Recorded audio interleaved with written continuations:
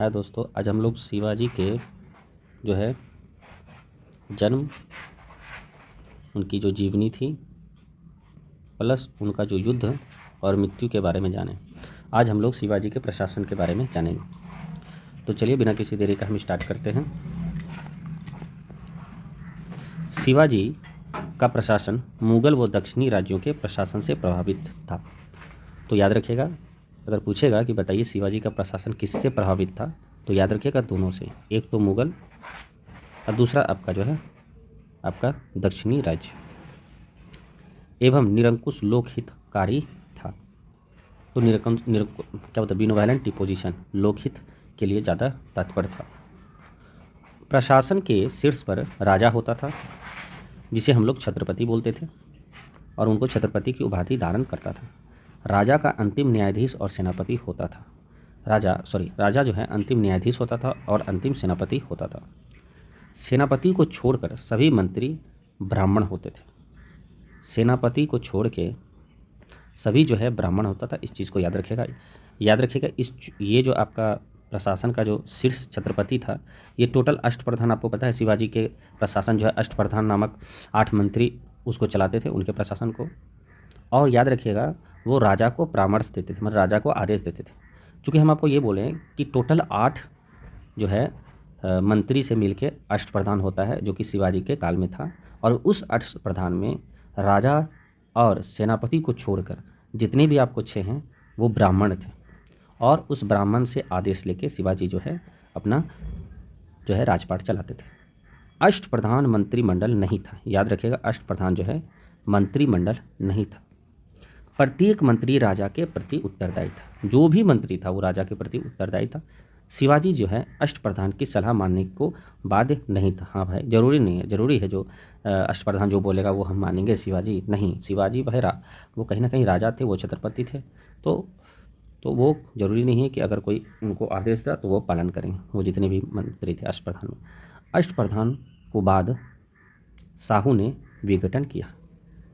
ठीक है, तो साहू जो है ना, साहू जी महाराज, वो कहा कि नहीं भाई, अब अष्टप्रधान खत्म करो, अष्टप्रधान नाम का कोई चीज़ नहीं होगा। याद रखिएगा, आपसे पूछेगा कि बताइए अष्टप्रधान स्टार्ट कौन किया, तो 100 से शिवाजी, ख़त्म कौन किया, 100 से साहू। चलिए अब बिना किसी देरी का आगे देखते हैं। ये जो है याद रखिएगा अष्टप्रधान में निम्नलिखित थे। तो अष्टप्रधान के बारे में थोड़ा बहुत जान लीजिए कि क्या था अष्टप्रधान, क्योंकि एक एक व्याख्या आपको इम्पॉर्टेंट है। पेशवा, पहले जो है बाप आता है, मतलब पापा। इसका कार्य जो है संपूर्ण राज्य के शासन की देखभाल करना था। यह प्रधानमंत्री होता था एवं राजा की अनुपस्थिति, अगर राजा नहीं हो तो उसके कार्यों का निर्वहन करता था। शिवाजी के समय जो प्रथम पेशवा था, याद रखिएगा, शामराज नीलकंठ रोजेकर थे। उनके बाद जो है मोरोपंत पिंगले पेशवा बने। तो याद रखिए शिवाजी के समय जो प्रथम पेशवा था, याद रखिए वो कौन था, शामराज। जब शाम हो गया तो उसके बाद क्या है, शाम में सब लोग सो जाता है मरा हुआ की तरह, तो मोरोपंत। तो याद रखिएगा, ये बहुत इंपॉर्टेंट है। उसके बाद पेशवा के बाद जो था आमध्य और तथा मजमूदार। मजमूदार जो था मजबूत वित्त मतलब पैसा, याद रखिएगा, लेखा जोखा पैसा का जो लेखा होता है, आमत्य। तो यह वित्त मंत्री था जो राज्य के आय व्यय मतलब खर्च और आयकर की जांच करता था। प्रथम जो है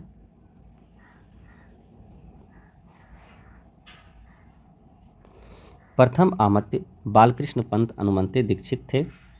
उसके बाद नीलोजी जो रामचंद्र नीलकंठ आमत्य बने।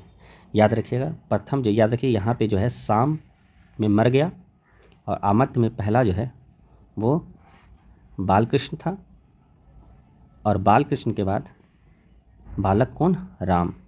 तो बालक राम, तो ये आपसे पूछ सकता है।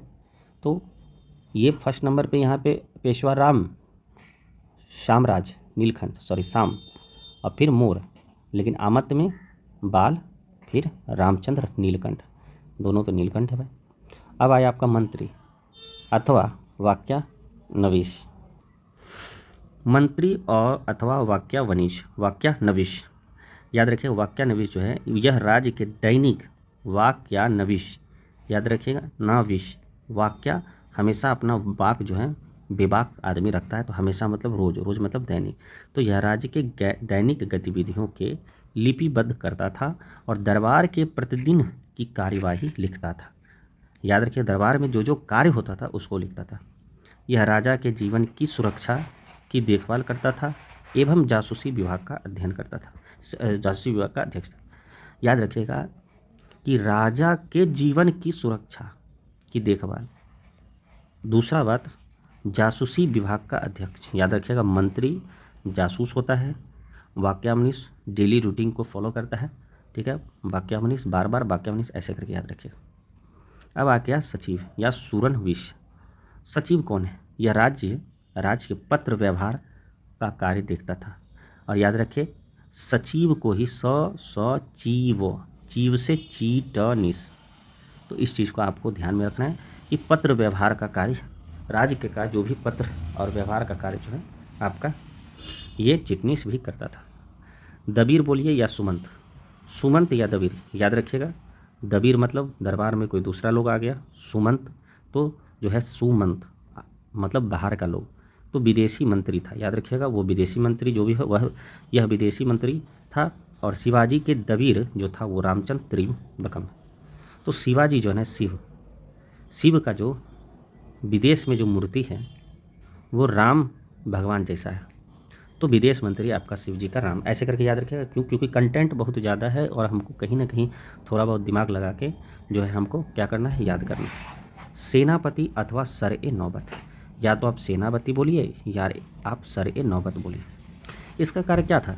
सेना की भर्ती करना, संगठन व सेना में अनुशासन बनाए रखना तथा हमीर राव मोहंती सेनापति था। हमीर याद रखिएगा, शिवाजी के जो है काल में जो है सेनापति जो है आपको क्या था, हमीर राव जो है शिवाजी को मोहित कर दिया था। तो हमीर राव मोही तेज सेनापति था। पंडित राव या सदर मुहतसिब, तो पंडित है तो ऑब्वियसली है वो धार्मिक की बात करेगा, या सदर मुहतसिब उसको ही बोला जाता है। तो धार्मिक कार्यों वो अनुदान की देखरेख करता था, ठीक है, तो इस चीज़ को याद रखना है। न्यायाधीश आ गया, तो याद रखिएगा यह राजा के बाद मुख्य न्यायाधीश होता था। राजा के बाद जो मुख्य न्यायाधीश था वो आपको कौन था, आपका ये था न्यायाधीश पंडित राव, ठीक है भाई। वो न्यायाधीश के अतिरिक्त सभी मंत्रियों ने अपने असैनिक कर्तव्यों के अतिरिक्त सैनिक जिम्मेदारियां भी पूरी करनी पड़ती थी। अब जो पंडित, ये जो लास्ट का 6 है, सॉरी 7 8, पंडित राव और 8 7 8, ये जो न्यायाधीश और पंडित राव था, ये जो है याद रखिएगा, ये सिर्फ और सिर्फ असैनिक कार्य करता था। लेकिन बाकी जो आपका 6 है, ये जो है सभी मंत्री, वो जो बाकी 6 मंत्री है वो अपने असैनिक कर्तव्य और के अतिरिक्त सैनिक जिम्मेदारियां भी पूरी करनी पड़ती थी। चिटनीस अभी पढ़ें, याद रखिएगा चिटनीस को हम लोग क्या बोल सकते हैं, तो याद रखिएगा सचिव को ही चिटनीस बोला जाता था या सूरनविश, जो पत्र व्यवहार करता था। चिटनीस व मुंशी भी जो है महत्वपूर्ण अधिकारी थे जो पत्र व्यवहार की देखरेख करते थे। वो सचिव की भांति कार्य करते थे। तो वही बात है कि सचिव को ही तो चिटनीस बोल रहा है, जो कि ऊपर लिखा हुआ था। तो इस चीज़ पर आपको ध्यान देना है। अब जो है कह रहा है कि मराठा सचिवालय फाद, याद रखिए, एवं पूना का पेशवा सचिवालय जो है हुजूर-ए-दफ्तर कहलाता था। अब देखिए कि याद रखिएगा कि मराठा जो है सचिवालय को फाड़ करके रखता था, मतलब किसी को हिलने नहीं देता था। तो मराठा का सचिवालय फाड़ था। और पूना का जो पेशवा का सचिवालय था, पेशवा सचिवालय जो है, तो पेशवा जो है क्या था, मराठा का जी हुजूरी करता था। तो जब जी हुजूरी करता था तो वो जो है सचिवालय में जो रहता था वो जी हुजूर-ए-दफ्तर था। याद रखिएगा, ये आपको क्वेश्चन पूछ सकता है। तो बताइए महाशय कि पेशवा सचिवालय जो है हुजूर-ए-दफ्तर था।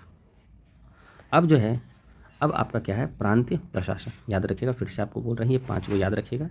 ये आपका क्या है, पेशवा था, अमात्य मजबूदार था, मंत्री अथवा वाक्यमनीष दोनों एक ही बात बोल रहा है। सचिव या सूरनविश बोलिए, दबीर या सुमंत बोलिए, सेनापति या सर-ए-नौबत बोलिए, पंडित या सदर मुहतसिब बोलिए, और न्यायाधीश बोलिए। अब आपका प्रांतीय प्रशासन क्या है, प्रांत। याद रखिएगा, प्रांत जो है आपका बहुत बड़ा होता है। तो प्रांत 2 प्रकार के होते थे। एक, याद रखिए, प्रांत कितने प्रकार के होते थे, 2 प्रकार के। एक जो है स्वराज्य और दूसरा आपका मुख्तई।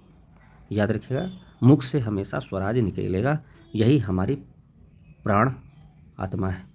तो प्राण मतलब प्रांत, अब प्रांत के प्राण में मुख है, अब मुख से हमेशा स्वराज निकलेगा। तो ऐसे करके ट्रिक याद रखिएगा। तो याद रखिएगा, अगर स्वराज की बात करें तो यह प्रांत प्रत्यक्ष रूप से, प्रत्यक्ष याद रखिएगा, स्वराज प्रत्यक्ष रूप से शिवाजी के नियंत्रण में थे। इसमें जो आपका मराठावाड़ था, कोसे कोंकण था, एवं कर्नाटक एक बड़ा भाग शामिल था, कर्नाटक का। याद रखिएगा, ठीक है, कम नहीं था, ठीक है, मुकाम। तो मराठा कोना ये सब डायरेक्ट जो है शिवाजी का नियंत्रण था। मुक्तई, मुक्तई जो है आपका मुल्क एक कदीम था। क्या है? मुल्क एक कदीम था। तो मुक्तई जो है मुल्क एक कदीम था। तो कह रहा इन प्रांतों से चौथ एवं सरदेशमुख वसूले करते थे। चौथ आगे आपको बताया जाएगा चौथ क्या है और सरदेशमुख क्या क्या है, क्योंकि हम लोग संपूर्ण जो मराठा पढ़ाए थे तो उसमें भी आपको चौथ और सरदेशमुख के बारे में डिस्कस किए थे। तो याद रखिएगा, चौथ और सरदेशमुख वसूल करते थे। ये वो क्षेत्र थे जो शिवाजी को प्रत्यक्ष प्रशासनिक नियंत्रण नहीं था। तो याद रखिएगा, मराठा का जो प्रांत है वो दो भाग में था, एक स्वराज प्रांत था और क्या बोले उसके बाद मुक्तई।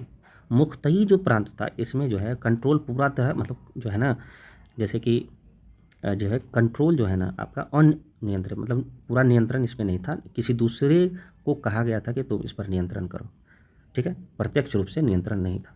और स्वराज जो है शिवाजी डायरेक्ट इस पर नियंत्रण करते थे, बस और कुछ नहीं। अब जो है यहाँ लिखा हुआ है स्वराज प्रांतों के 4 प्रांत। अब चूँकि जो है शिवाजी जो है जिस पर डायरेक्ट नियंत्रण रखते थे जिस प्रांत पर, तो वो तो स्वराज था। तो उसमें कुछ ना कुछ तो और भी कुछ ऐड करेंगे। तो क्या ऐड करेंगे? तो इसको भी 4 प्रांत में डिवाइड कर दिए थे स्वराज। स्वराज को भी कौन? शिवाजी। 4 में एक आता है उत्तरी प्रांत। याद रखिए, हम पढ़ाए थे आपको संपूर्ण मराठा में दक्षिणी प्रांत, एक दक्षिणी पूर्व प्रांत और एक दक्षिणी पश्चिमी प्रांत। देखिए आगे होगा दक्षिणी पूर्व प्रांत और कहाँ गया 4 में, ये भी क्या है, ये भी आपका दक्षिणी पश्चिमी होगा, हालांकि लिखा नहीं हुआ है, देख लीजिए। उत्तरी प्रांत, दक्षिणी प्रांत, ये दक्षिणी पूर्वी प्रांत और ये है दक्षिणी पश्चिमी प्रांत। चलिए अब जो है आपका देखते हैं समय क्या था। जो उत्तरी प्रांत था, जो उत्तरी प्रांत था, ऐसे हम लोग अगर फिगर बनाएं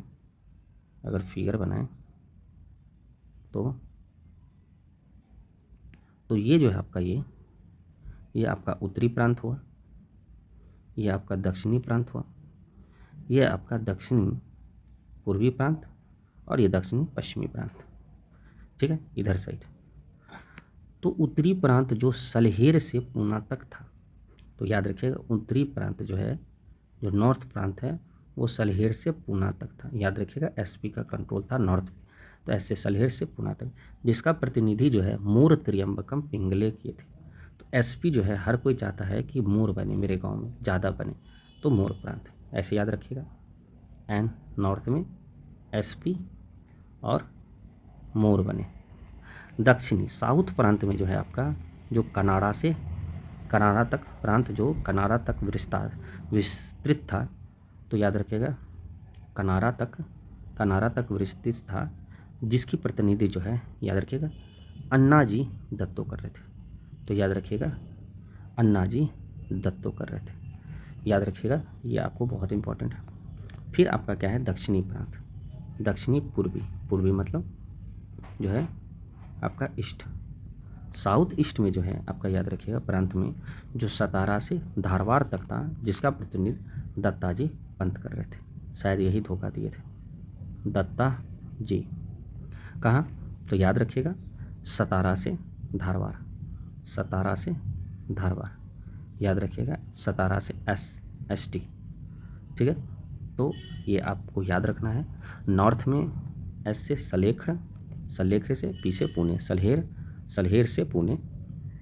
फिर आपका S क्या है, साउथ में कनाडा तक विस्तृत था और साउथ ईस्ट में जो है SD, S से क्या है याद रखिएगा आपका सतारा, ये नीचे आपका सतारा है और D से आपका धारवाड़ है।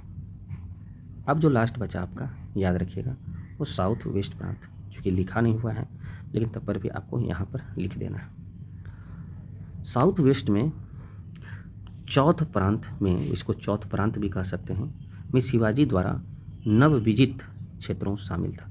मतलब नया नया जो जीते हैं वही चौथ प्रांत था, शामिल किया गया था, जिसका केंद्र जो है आपका जिंजी एवं प्रतिनिधि संता जी कर रहे थे। तो ये जो है जो चौथ वाला प्रांत था, चौथ जो है शांता जी कर रहे थे, याद रखिएगा। और याद रखिएगा केंद्र कहाँ था, तो यहाँ चौथ का केंद्र जो था आपका जीजी था।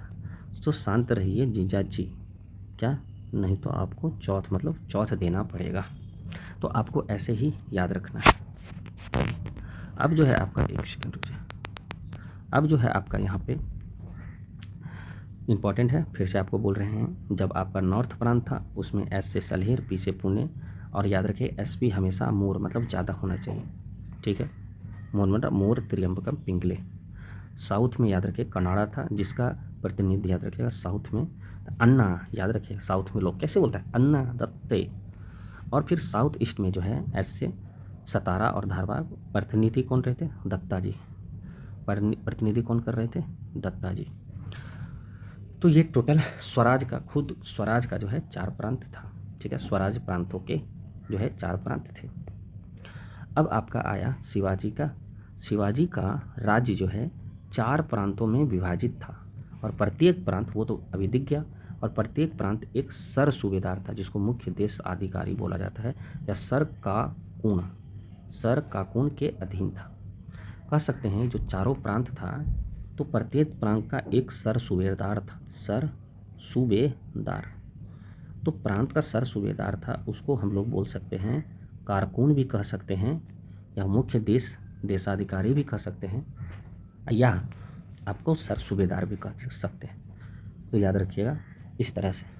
आगे है कि प्रांतों के परगनों व तालुकों में विभाजित किया जाएगा।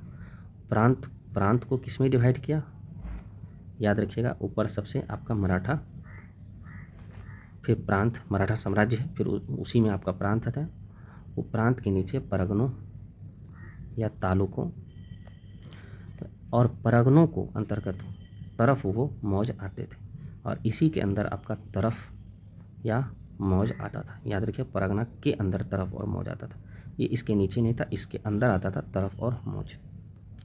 मौज में गांव आते थे, याद रखिएगा, सबसे बड़ा इकाई प्रांत, दूसरा परगना, तीसरा तरफ या मौज।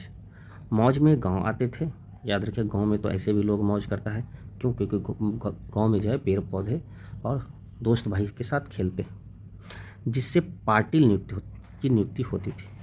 तो पाटिल जो है ना, पाटिल याद रखिएगा, इसे मुखिया समझ सकते हैं पाटिल, और वही जो है मौज का हेड था। अभी पटेल देख रहे हैं, पटेल वही मौज का हेड होता था।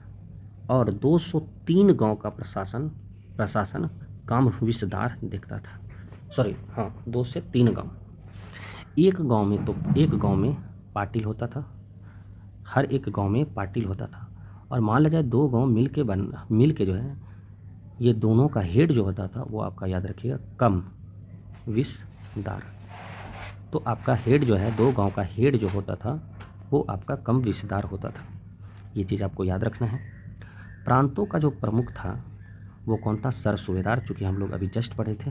प्रांतों का प्रमुख जो है आपका, प्रांतों का प्रमुख सर, याद रखिएगा सर सूबेदार।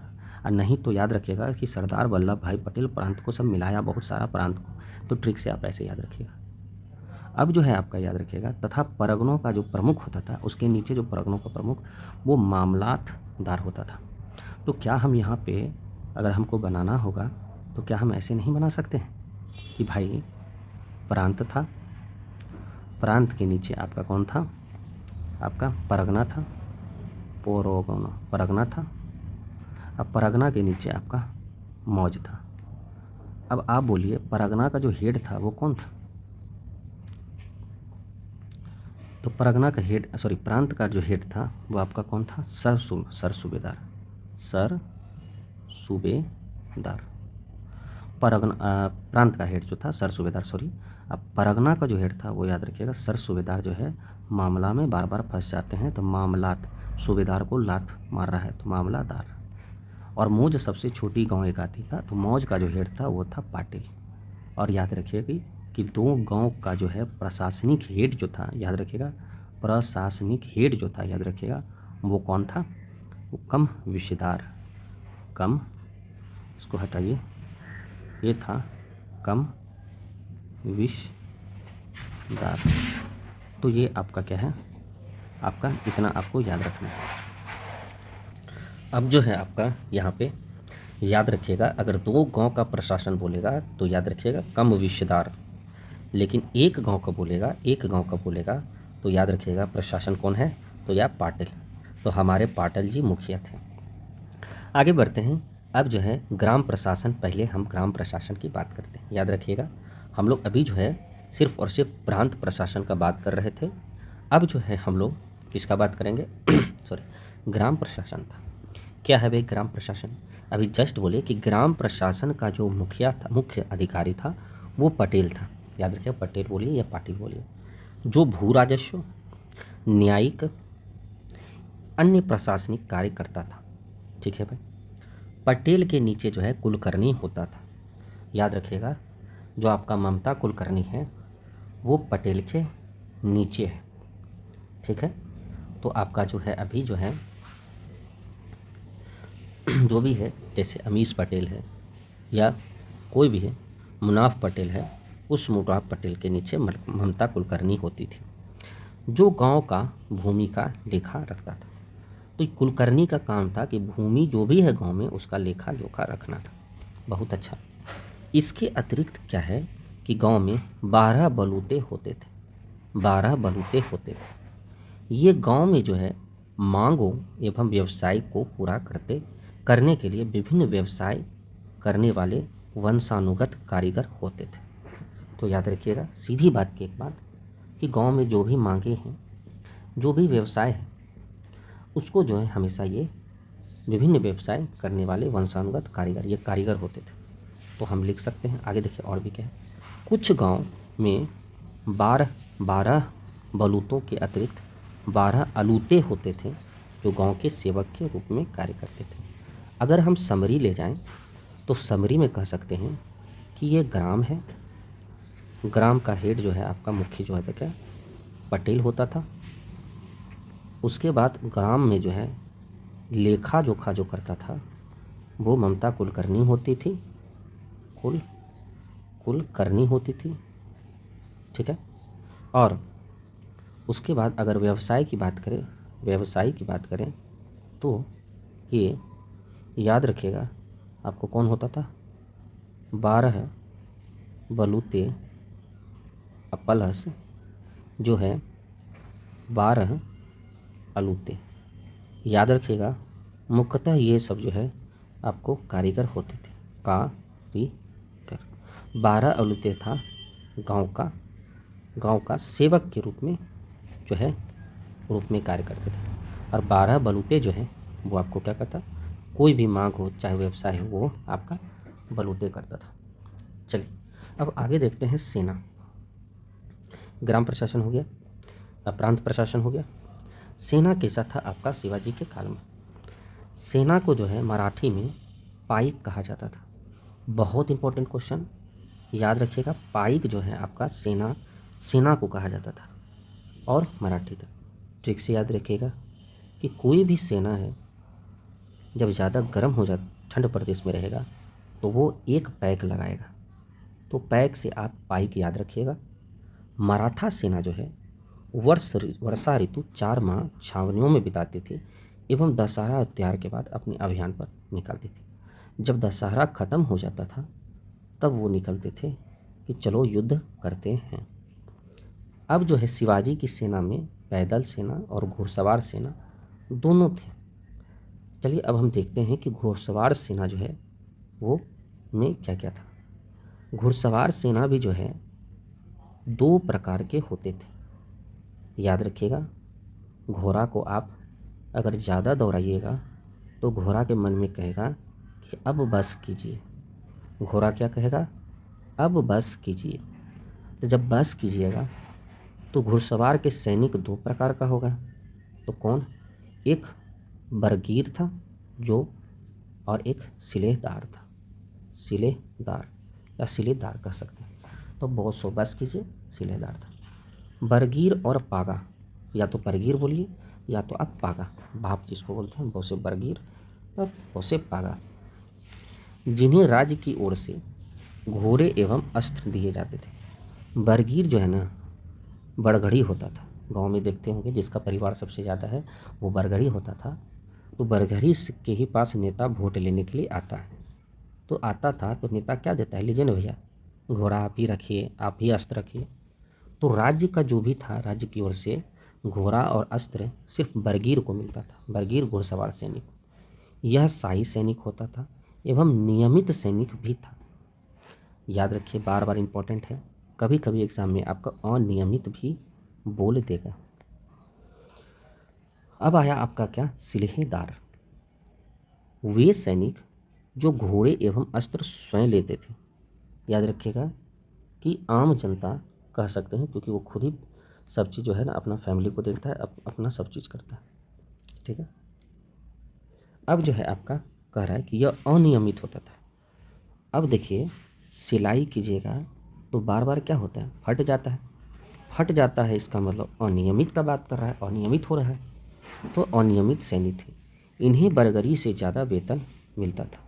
बरगड़ी से ज़्यादा वेतन इसलिए मिलता था क्योंकि वो जो है अपना खुद का सेना, घोड़ा और अस्त्र रखता था। अब आपका आया क्या, वही घुड़सवार की बात करें तो 25 अश्वरोहियों मतलब 25 गो घोड़ा की एक टुकड़ी होती थी जो एक हवलदार के अधीन था। 25 घोड़ा जिसके पास होगा वो 25 घोड़ा, जितने भी 25 घोड़ा में जो भी होगा, इसका नेतृत्व याद रखिएगा हमारे चाचा हवलदार जी करते थे। 5 गो हवलदार पर एक जुमलादार होता था। अब यह बताइए कि 25 घोड़ा पर एक हवलदार, हवलदार, फिर 5 हवलदार हवल पर एक सेकंड रुक जाइए, एक जुमलादार और 10 जुमलादार पर एक हजारी और 5 हजारी पर के ऊपर एक पंच हजारी होता था। तो याद रखिएगा ये पॉइंट हम आपको इसलिए बताएं क्योंकि ये आपका जो है, एक सेकंड रुक जाइए, एक सेकंड, नहीं गोल गोल गोल एक सेकंड, इसमें गोल होगा, गोल गोल गोल गोल गोल नहीं है गोल। तो आपको कुछ नहीं, आपको ये याद रखना पड़ेगा कि भैया याद रखिएगा पहले सबसे बड़ा 25 है, फिर 5 होगा, फिर बड़ा होगा, फिर कम होगा। तो सबसे ऊपर 25 घोड़ा, 25 घोड़ा को रखने वाला कौन था, तो याद रखिएगा आपको 25 घोड़ा हेड एक हवलदार होता था, 5 हवल का एक जुमलादार होता था। देखिए हवा में तुम जुमलाबाजी नहीं करो कि 1000 रुपया या 5000 रुपया देंगे, ठीक है। तो हवा मतलब हवलदार में तुम जुमलाबाजी ना करो कि 1000 रुपया देंगे या 5000 ही देंगे, ठीक है। इस चीज़ को याद रखना है, 25 घोड़ा, 5 हवल, 10 और 5, चूँकि आप जब आपको मध्यकालीन भारत पढ़ाएंगे तो उसमें भी आपको ये चीज़ आएगा। चलिए आगे देखते हैं अब क्या है, पैदल सेना। अभी तो घुड़सवार के बारे में बोल रहा था, अब आपका पैदल सेना आ गया। तो आपका जो पैदल सेना में 9 सैनिकों के ऊपर एक नायक होता था।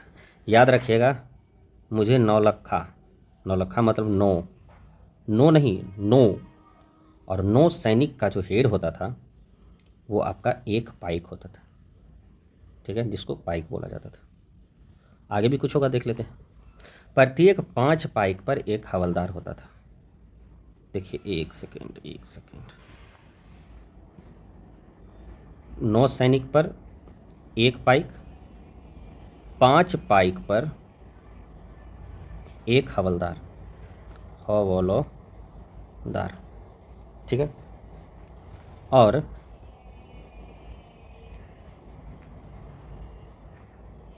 पाइक पर एक हवलदार और 2-3 हवलदार पर एक जुमलादार होता था। कहने का मतलब 2 लीजिए या 3 लीजिए हवलदार पर एक जुमलादार होते थे और 10 जुमलादार पर एक हजारी होता था और 5 हजारी पर एक पंच हजारी होता था और 7 पंच हजारी पर एक सप्ताह हजारी होता था। बड़ा अजीब बात है, बहुत बड़ा है। इसको अच्छा से एलोब्रेट करके हम करते हैं, नहीं तो फिर ये दिक्कत हो जाएगा। चलिए फिर से देखते हैं। 9, 5, ठीक है, 2 या 3, 10, फिर 5, फिर 7, ठीक है। तो क्या है, 9 सैनिक है, 9 सैनिक पर एक पाइक होता था, याद रखिएगा। 5 पाइक पर एक हवलदार होता था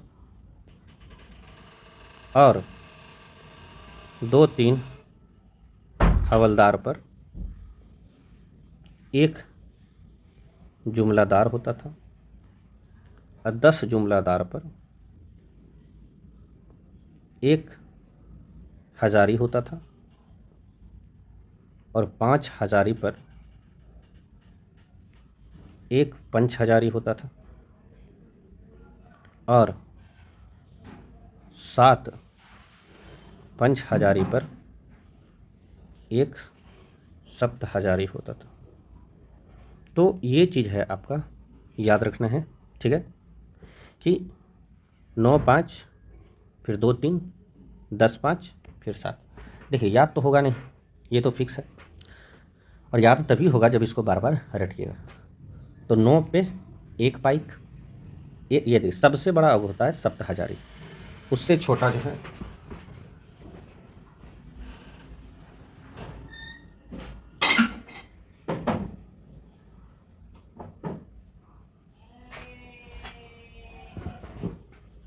उससे जो है बड़ा पंच हजारी, पंच हजारी से बड़ा अति छोटा हजारी, हजारी से छोटा जुमला, जुमला से छोटा हवलदार, हवलदार से छोटा पाइक, याद रखिएगा।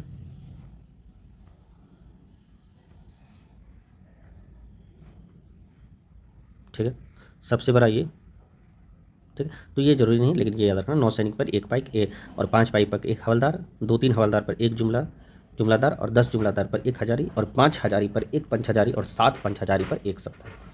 तो आपका ये सब लिखा हुआ है, ठीक है। चलिए आगे बढ़ते हैं। शिवाजी ने क्या किया था, मुस्लिमों को भी सेना में भर्ती किया था, याद रखिएगा। भले शिवाजी को क्या है, भगवा, याद रखिएगा, भगवा जो है मेन इनका क्या बोलते हैं झंडा था, लेकिन मुस्लिमों को भी ये सेना में भर्ती किया। औरम के अनुसार, औरम याद रखिएगा, औरम के अनुसार क्या बोला था, शिवाजी ने सूरत में, याद रखिएगा, शिवाजी ने सूरत में फ्रांसीसी से 80 तोपे और सीसा तोड़दार बंदूकें खरीदी। तो औरम बोला था, तो औरम मतलब आर्म मतलब क्या होता है, बंदूक। तो आर्म बोलता है कि भाई शिवाजी जो है सूरत से सूरत में ही फ्रांसीसी से बोला कि भैया हमको 80 तोप दो, ठीक है, और सीसा तोड़दार बंदूक दो। खरीद लिया। शिवाजी ने सेना के साथ स्त्रीगामिता पर रोक लगाई। तो सेना के साथ स्त्रीगामिता, कोई भी सेना जो है स्त्री के साथ ज़्यादा घुल-मिल नहीं रहेगा, शायद स्त्रीगामिता मतलब यही होता है। अब आया आपका रॉबिन्सन। तो भैया रॉबिन्सन क्या कर रहा है, रॉबिन्सन के अनुसार शिवाजी कैदी बनाए गए सैनिक अफसरों का युद्ध के बाद मुक्त कर दिया करता था।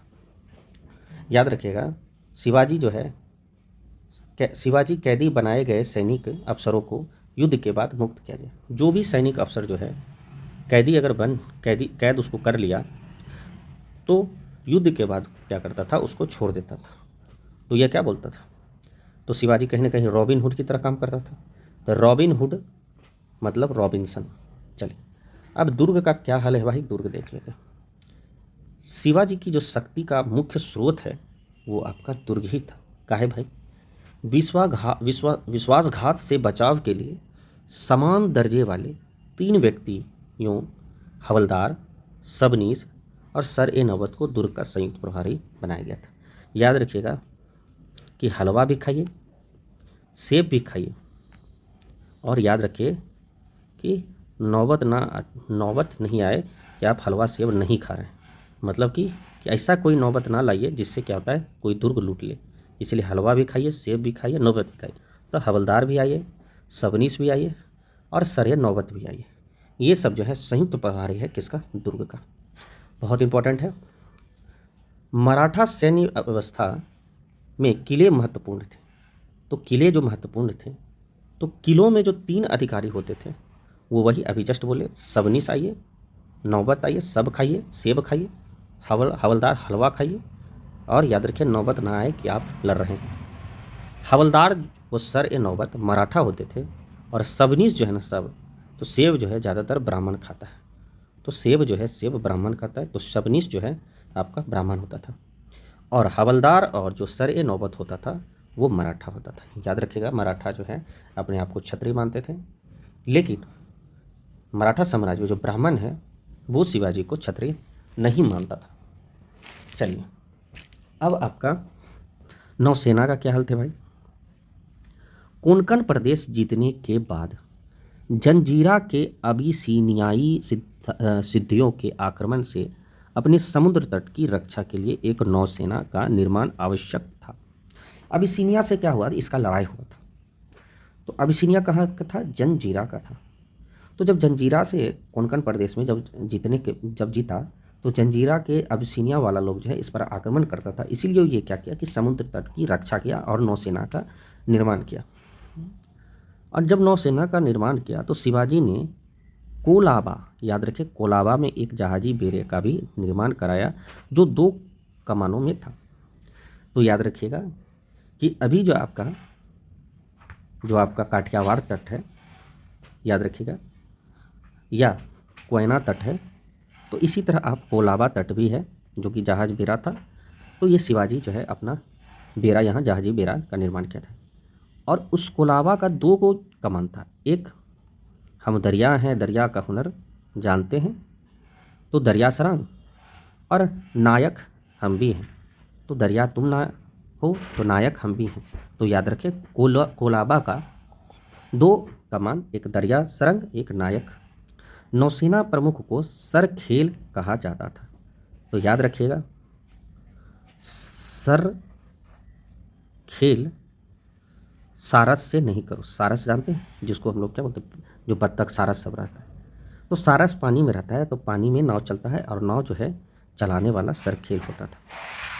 कोलाबा अभी जस्ट बोले कि आपका एक जहाजी बेड़ा था। तो कोलाबा के जो अंगरिया मराठा नौसेना के संरक्षक थे, तो कोलाबा जो है, तो यहाँ बत रही है, तो आप कोलाबा उसी को दीजिएगा जो काला होगा, और जो काला होगा उसका अंग अंग काला होगा। तो अंग अंग काला होगा, तो कहने का तात्पर्य है कोलाबा के अंग, कोलाबा के अंगरिया मराठा, वही जो है आपका नौसेना का संरक्षण था। याद रखिएगा, नहीं याद हुआ तो जब आपको ऑप्शन मिलेगा तो आप 100% मारिएगा। मराठों ने भाई गुरिल्ला युद्ध, देखिए जो छापामार या बरगिरी, मतलब कि जो छुप के वार करता है ना, जैसे कि संजोगवश क्या हुआ, आदमी चल रहा है सेना, ऊपर से पहाड़ है, अभी चल रहा है, इसको क्या पता कि पहाड़ से इसको क्या है तीर कमान चलेगा। यही जो है ना एक गोरिल्ला पद्धति, याद रखें, छुप के वार करना को ही गोरिल्ला पद्धति कहा जाता है। तो मराठों ने गोरिल्ला कला जो है सबसे अहम था गोरिल्ला कला, इसलिए अहमद के मलिक अंबर से सीखा। मराठा बोला, ए अहमदनगर के मलिक अंबर, हमको गोरिल्ला युद्ध कला सिखा दो। तो शिवाजी के जो सेना में मावले जो है अंगरक्षक थे। अंगरक्षक अगर बोलेगा शिवाजी के अंगरक्षक, तो याद रखिएगा, तो आपका मावले जो है आपका अंगरक्षक था। ये पॉइंट आप याद रखिएगा। अब्बे केरे के अनुसार, याद रखिएगा, अब्बा केरे, अब्बा समझिए, शिवाजी जो है गुप्तचरों को अत्यधिक धन देते थे, जिसे गुप्तचर उसे सही सूचना देते थे। तो अब्बू जान जो है, कभी कभी क्या होता है, कोई कोई अब्बू जान पाकिस्तान के साथ जो है गुप्तचर जो है देता है, क्या आपका जो भी सूचना रहता है अब्बू जान, तो ज़्यादातर ऐसे होते हैं। तो ये जो शिवाजी का जो गुप्तचर विभाग था उसको सबसे अधिक धन देता था ये अब्बू कैरे बोला, तो अब्बू जान समझ जाइए, सीधा बात, नो बकवास। राजस्व प्रशासन की बात करें तो शिवाजी का जो राजस्व व्यवस्था था वो अहमदनगर के मलिक अंबर की रैयतवारी प्रथा पर आधारित था, बाहर। और याद रखिएगा, रैयतवारी में किसान से डायरेक्ट आपका जो है राजा से कनेक्ट होता था। ऊपर और देखा जाए, याद रखिएगा, हम आपको बोले थे कि गोरिल्ला पद्धति अहमद के मलिक से सीखा, और उसका रैयतवारी प्रथा जो था अहमदनगर के मलिक अंबर का, उस वही जो है अपना लिया शिवाजी। कहीं कहीं शिवाजी को अच्छा लगा होगा। तो याद रखिएगा, रैयतवारी हमेशा किसान के लिए फ़ायदा वाला चीज़ होता है। इसमें किसानों से सीधा संपर्क स्थापित किया जाता था। अब आ गया सरजमी। सरजमी व्यवस्था जो है, सरजामी व्यवस्था मराठा भू राजस्व प्रणाली थी। तो आपसे पूछेगा भैया बताइए कि सरजामी व्यवस्था क्या था, तो आप याद रखिएगा, बोलिएगा सरजामी व्यवस्था मराठा भू राजस्व प्रणाली थी। मराठा जो है वतनदारों को सरजामी भूमि उनके निर्वहन के लिए प्रदान की जाती थी। तो अब बताइए कि सरजामी, सर जाम हो गया, क्यों? क्योंकि वेतन आपको नहीं मिल रहा है। तो वतनदार जो है आपका क्या है, सरजामी भूमि की निर्वहन या देखरेख करता था। शिवाजी ने भूमि की पैमाइश के आधार पर लगान निर्धारित किया, भूमि की पैमाइश के आधार पर लगान निर्धारण किया, ये आपका इम्पोर्टेंट है। तथा भूमि को ठेके पर देने की प्रथा जो है त्याग दिया। भाई हम ठेका उका नहीं देंगे, शिवाजी है ठेका नहीं देगा। शिवाजी का काम है डायरेक्ट कि लगान निर्धारण किया भूमि पैमाइश के आधार पर। भूमि के नाप की इकाई को याद रखिएगा, काठी थी। तो एक बीघा, 2 बीघा, 3 खाटी, 4 खाटी नहीं बोलते। तो भूमि का जो नाप है उसकी इकाई जो याद रखिएगा वो आपको काठी थी। 20 काठी का 1 बीघा, याद रखिए, काठी को ही कट्ठा बोलते हैं। अभी के समय में काठी को ही कट्ठा बोलते हैं। और तथा अगर 120 बीघा हो गया तो वो एक चवर। तो चवर ना याद कीजिए कि एक चमार बराबर 120 बीघा और 1 बीघा बराबर 20 काठी। चलिए आगे देखते हैं। ये जो है आपका शिवाजी जो है जागीर प्रथा समाप्त कर दिया। कहने का मतलब कि भाई किसी के बाप का जागीर नहीं, तो जब बाप का जागीर नहीं है तो जागीर प्रथा समाप्त करो। और याद रखिएगा वो जो है ठेके को भी ख़त्म कर दिया। तो ना ही किसी की ठेकेदारी चलेगा और ना ही किसी का जागीरदारी चलेगा, ऐसा शिवाजी किए थे। शुरू में मतलब आरंभ में पैदावार का 1/3 लगान के रूप में वसूला किया जाता था। बाद में क्या हो गया, याद रखिएगा, 1/3 मतलब 33.33%। बाद में 40%, इसका मतलब 2/5 भाग, ये 1/3 भाग हो गया। क्यों हुआ भैया? क्योंकि इसके बदले 40 स्थानीय करों वो चुंगी को माफ़ कर दिया गया। लगान नगद वो अनाज दोनों रूप में दिया जाता था। बहुत इंपॉर्टेंट क्वेश्चन। आप ही पूछेगा भैया लगान कैसे दिया जाएगा, तो ऑप्शन में सिर्फ नगद लिखेगा तो आपका गलत होगा। नहीं भाई, लगन और अनाज दोनों के रूप में दिया जाता था। शिवाजी के आदेश पर अन्नाजी दत्तो, याद रखिएगा अन्नाजी, तो शिवाजी का अन्न खाता था। 1679 ई में विस्तृत भू सर्वेक्षण करवाया। शिवाजी कहें कि ए अन्ना दत्तो जी, जमीन पे आपको अन्न फहराना है तो आप भू सर्वेक्षण करवाइए। इसीलिए अन्ना जी जो है, शिवाजी ने अन्ना जी को मराठा का टोडरमल भी कहा जाता है। स्वराज निर्धारण के लिए शिवाजी का राज्य जो है 16 प्रांत में बटा था। ऐसे भी शिवाजी तो अपने पूरे शरीर में 16 बरसाते हैं, 16। तो सोचिएगा भाई, जब हम अपने शरीर में 16 वर्ष आते हैं, हमरे में खूब 16 है, शबनम 16, तो कहीं ना कहीं 16 प्रांत में बांट दो। प्रांतों को तर्फ और मौजे में बांटा गया। प्रांत, मौजे, फिर प्रधान, और मौजे का जो प्रधान होता था, तर्फ और मौजे में तर्फ का जो प्रधान होता था वो कारकुन होता था।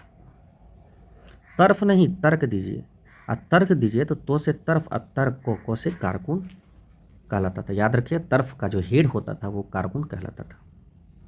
गांव के जो पैतृक राजस्व अधिकारी होते थे वो पाटिल होते थे। वो जिले के जो अधिकारी होते थे वो देशमुख या देश पांडे। तो आपके जो रितेश देशमुख हैं वो गांव के नहीं हैं, वो जिला के मेन अधिकारी हैं। और जो आपको मुनाफ पटेल हैं, याद रखिएगा, वो आपको ये गांव के आपके अधिकारी हैं, राजस्व अधिकारी। बड़ा अजीब बात है, जो हीरो है हमारा रितेश देशमुख, वो आपका जिला, याद रखिए प्रांत नहीं बोल रहा है, जिला के अधिकारी। जिनका भूमि पर पैतृक अधिकार होता था वो मीरा सदार कहलाते थे।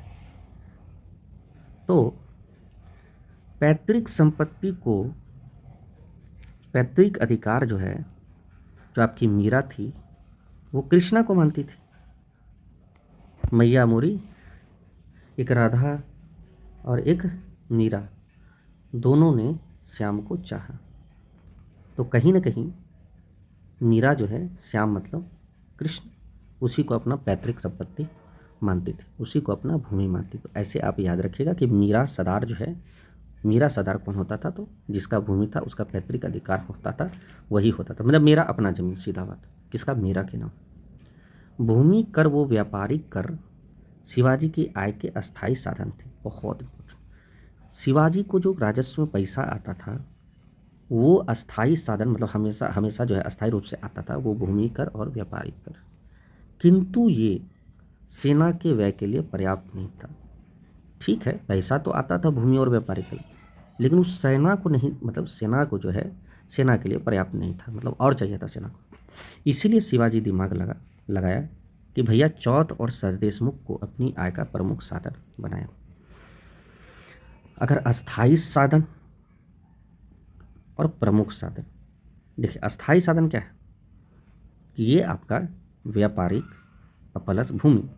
अब प्रमुख अगर साधन बोलेगा तो चौथ प्लस सरदेशमुख। अब जरा देखते हैं कि सरदेशमुख जो है वो क्या है। चौथ और सरदेशमुख जो है, याद रखिएगा, चौथ नामक कर के बारे में इतिहासकारों के अलग अलग मत हैं।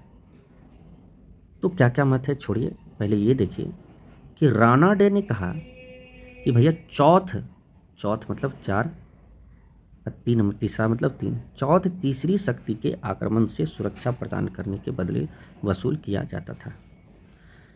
तो याद रखें, कोई दूसरा या तीसरा कोई आप पर आक्रमण ना करे, उसके बदले मराठा कहता था कि भैया हमको चौथ दीजिए। ये आपके राणा डे जी बोले थे। राणा जी माफ़ करना, गलती माड़े से हो गई। क्यों? क्योंकि कोई तीसरा उसके बीच आ गया। जादूनाथ सरकार क्या बोला? अब जो है आपका जदुनाथ सरकार क्या बोला कि भैया चौथ जो है मराठा आक्रमण से बचने के बदले में वसूल किया जाता था। ठीक है भाई, तो बचाना है तो आप क्या है, चौथ दीजिए, तब आप खुद जादू से बच जाइए। तो जादूनाथ सरकार। ये क्या बोले थे कि तीसरी शक्ति थी। ये सखाराम सरदेसाई, गोविंद सखाराम सरदेसाई, ये रियासत दकार सरदेसाई के नाम से अधिक प्रसिद्ध है एवं उनकी पुस्तक जो था the new history of Marathas के अनुसार कहा कि चौथ जो है विजित क्षेत्रों से वसूल किया जाने वाला कर था। तो ठीक है, ये तो बचा, ये बच्चा बोला कि भाई बच लो। ये तीसरी शक्ति बोला, रा ना अडे तीसरी। और बचा अगर बोलें कि बचने के लिए तो जादू सीखो तभी बच पाओगे। और गोविंद सखाराम बोला कि चौथ जो है विजित क्षेत्र से वसूली होता था। ठीक है, वसूल, विजित मतलब जिससे जीत गए, ठीक है, कोई दिक्कत नहीं। चौथ को जो है खानदानी भी कहा जाता था। वाह। तो 4 दिन की चांदनी फिर अंधेरी रात है, इसलिए अपने खानदान को जो है साथ लेके चलो। तो खानदानी, यह भूमि कर था, याद रखिएगा। ये वैसे भी चौथ भूमि कर था, बात तो सही है। कालांतर में सिखों में जो है राखी प्रणाली इसी से विकसित हुई। तो ये जो सिख का जो राखी प्रणाली है ये भी भूमि कर है। तो सिख वाला जो है याद रखिएगा, जो आपका पंजाबी है वो बोला कि भाई मराठा में जो चौथ चल रहा है ना, उसी को जो है ना हम लोग राखी कर अथी प्रणाली मान के जो है कर वसूलेंगे। चौथ जो है विजित राज्यों में उपज का चौथ मतलब 1/4 के रूप में वसूल किया जाता था। और 100 से सरदेशमिक 100 से 10% के रूप में अतिरिक्त कर था। यह कर था क्या, प्रजा से जो है वंशानुगत सरदेशमुख होने के नाते लिया जाता था। प्रजा से वंशानुगत सरदेशमुख होने के नाते लिया जाता था। आपको प्रजा से जो है वंशानुगत आपको है तो आपको सरदेशमुख होने के नाते लिया जाता था। अब आपका आया चौथ 1/4, सरदेशमुख 10% मतलब 1/10 से राजनीतिक प्रभाव का सुदृढ़ीकरण हुआ, ठीक है। अब कह रहा है कि जब शिवाजी सिंहासन पर बैठे तब सभी देश मुखों और सिंह सनपट्टी कर लगाया। सभी देशमुखों पर सिंह सनपट्टी, भाई देश को सिर्फ मुंह दिखाना जरूरी नहीं है, उस पर कर भी लगाना जरूरी है। और उस कर का नाम सिंह सनपट्टी था, याद रखिएगा। मीरा सपट्टी कर लगाना कह सकते हैं। अब आपका लास्ट ये है न्याय प्रशासन, जो कि अब खत्म हो जाएगा थोड़ा देर में। एक सेकेंड, ये क्या हो गया। जो आपका न्याय प्रशासन की बात करें तो न्याय व्यवस्था तो आपको पता है, अंतिम में न्यायाधीश स्वयं शिवाजी थे, वो तो चाहिए, बाकी और भी था। शिवाजी जो है न्यायाधीश एवं पंडित राव की सहायता से निर्णय करते थे। पंडित राव और न्यायाधीश ये दोनों मिल के तब जाके शिवाजी इनसे सलाह लेते थे। और याद रखिएगा शिवाजी का यह न्यायालय धर्मसभा या हुजूर हजीर मजलिस कहा जाता था। याद रखिएगा, हुजूर हजीर मजलिस याद रखिएगा, मजलिस याद रखिएगा, और धर्मसभा। गाँव के मामलों की सुनवाई पटेल करता था, बार बार पटेल आ रहा है। दीवानी वो फौजदारी मामलों में आगे अपील की जा सकती थी, वो तो सर सही बात है। न्यायाधीश जो है ब्राह्मण होता था, ये तो पहले ही आपको बता दें, जो स्मृतियां के आधार पर निर्णय देते थे। तो ये जो है आपका याद रखिएगा कि ये जो है अपील के अंतिम अदालत हाजिर मजलिस थी, जो शिवाजी के मृत्यु के बाद समाप्त हो गई। तो अपील के अंतिम अदालत जो है याद रखिए हाजिर मजलिस थी, वही हाजिर मजलिस, हुजूर हाजिर मजलिस या धर्मसभा थी। जो धर्मसभा जब शिवाजी की मृत्यु हो गई तो धर्मसभा भी खत्म हो गया। विविध तथ्य, अब देखिए ये सब तो जितना है ये सब तो आपको याद रखना ही है, एनी हाउ। जो आपको ये प्रशासन आपको बताएं, ये आपको प्रशासन याद रखना ही। लेकिन ये जो कुछ तथ्य है ये आप याद रखिए। ये तथ्य क्या क्या है ज़रा देख लेते हैं स्पीड में। विश्वेश्वर भट्ट ने कायस्थ धर्म प्रताप पुस्तक लिखी। तो कायस्थ जात जो है ना, कायस्थ पूरे विश्व में फैला हुआ है, तो विश्वेश्वर भट्ट लिखा। शिवाजी की नीति जो है धर्म सहिष्णुता की थी, याद रखिएगा, सभी को बराबर मानते थे। शिवाजी का जो है आराध्य देवी तुलजा भवानी थी। तो याद रखिएगा आराध्य देवी जो थी तुलजा भवानी, तो तुलजा भवानी जो है को पूछते थे शिवाजी। शिवाजी जो है इस्लाम के विरुद्ध नहीं थे। उन्होंने केलोसी के बाबा याकूत के लिए आश्रम बनवाया था, बहुत इंपॉर्टेंट। केलोसी के बाबा याकूत थे, उनके लिए आश्रम बनवाए थे, तथा मस्जिदों में रोशनी जलाने के खर्च चलाने के लिए कर मुक्त भूमिदान दिया, ठीक है। फारसी इतिहासकार काफ़ी खां ने शिवाजी के धार्मिक नीति को, तो काफ़ी खां जो है शिवाजी की धार्मिक नीति की प्रशंसा की। तो फारसी इतिहासकार था काफ़ी खां, तो काफ़ी खां बोला, ठीक है, काफ़ी खां अफो से फारसी इतिहासकार, धार्मिक नीति की प्रशंसा की थी। चलिए कोई बात नहीं, आगे है कहता है शिवाजी ने व्यापार वाणिज्य को की उपेक्षा की। व्यापार वाणिज्य तो करता ही था। महादेव गोविंद राणाडे, बार बार राणाडे बोलते हैं, राणाडे ने शिवाजी को नेपोलियन के भांति महान संगठनकर्ता माना है। याद रखिएगा गोविंद राणाडे, ये कौन थे? गोविंद राणाडे थे। याद रखिएगा राणाडे का चेला गोपाल कृष्ण गोखले, और गोपाल कृष्ण गोखले का चेला महात्मा गांधी, और महात्मा गांधी का चेला जमुना लाल बजाज। ठीक है, बड़ा अजीब बात है। तो शिवाजी जो है, शिवाजी को नेपोलियन के भांति महान संगठनकर्ता माना। कौन? राणाडे। और राणाडे जी ये भी बोले थे कि राणपनी, राणाडे मतलब राणाडे, राणपनी अगर औरंगजेब ना करता दक्कन पर आक्रमण, अगर औरंगजेब दक्कन पर आक्रमण ना करता तो भाई एक मराठा राष्ट्र की स्थापना ना होती। ये राणाडे बोल रहे हैं, बड़ा गजब बात है। शिवाजी, शिवाजी का जन्मभूमि को मवाल राज्य कहा जाता है। याद रखिएगा शिवाजी के जन्मभूमि को मवाल, बवाल हो गया शिवाजी की जन्मभूमि को। क्यों? क्योंकि शिवाजी जब का जन्म हुआ तो कहीं ना कहीं मुगल काल का हालत ख़राब हो गया, तो बवाल हो गया। जादूनाथ सरकार ने शिवाजी को मध्यकालीन भारत का सृजनशील व्यक्तित्व बताया। तो याद रखिएगा कि मध्यकालीन भारत का, तो मध्यकालीन भारत का सृजन करना है तो जन जन में करना है, तो जन जन करना है तो जादूनाथ करना है, जादूनाथ सरकार ये बोला था। दक्षिण में जो है मुगल सूबेदार जसवंत सिंह से गुप्त रूप से शिवाजी को सहायता मिलती थी। जसवंत सिंह जो है दक्षिण में मुगल सूबेदार जसवंत सिंह था, उससे जो है शिवाजी को सहायता मिलता था। जादूनाथ सरकार क्या बोला था कि मैं शिवाजी को हिंदू प्रजापति का अंतिम प्रतिभा संपन्न व्यक्ति और राष्ट्र निर्माता मानता हूँ। एकमात्र जो जादूगर था जो हिंदू को बहुत आगे तक ले गया, हिंदू धर्म को, वो अंतिम जो राजा था वो शिवाजी था, ऐसा कहा गया। पंडित रघुनाथ हनुमंते के निर्देशन में मराठी शब्दकोश राज्य व्यवहार कोश का निर्माण हुआ। तो ये जो रघुनाथ था, रघु जो है राज्य व्यवहार स्थापना कोश का स्थापना किया था, मराठी शब्दकोश। शिवाजी ने हिंदू पदशाही के अंगीकार की गाय व ब्राह्मण की रक्षा का व्रत लिया। याद रखें, हिंदू पदशाही का अंगीकार का, गाय का वो ब्राह्मण की रक्षा का व्रत लिया और हिंदू धर्मोद्धारक की पदावधि धारण की।